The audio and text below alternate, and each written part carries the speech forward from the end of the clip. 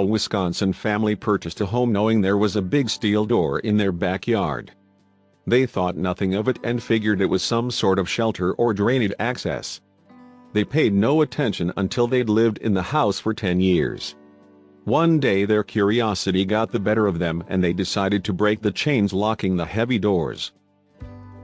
They opened the doors and found a few feet of murky water inside a 8-foot by 10-foot chamber that the previous homeowner had built for his family to shelter them in case of a nuclear attack.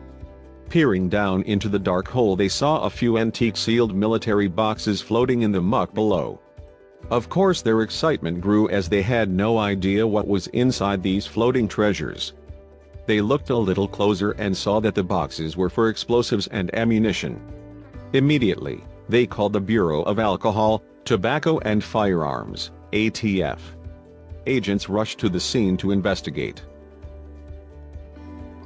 The family thought this was just an empty underground space, but they were completely shocked when the agents opened the boxes and exposed the contents. What they found was surprising to say the least. The Zwick family decided to cut the chains on these old steel doors in their backyard 10 years after living in their new home. They peered down into the 8 by 10-foot underground bunker and saw a few containers floating in the water that had leaked in over the last 50 years. The bunker was built 50 years ago, stocked with military boxes, sealed and forgotten until they cut the chains and opened it once again.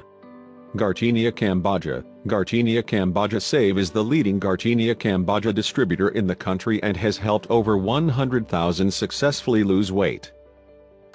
They found sealed military ammunition and explosives containers. They immediately called the ATF. Once the containers were declared safe, they opened them up. The previous owner had packed away all the necessities for a 2-week stay in the bunker.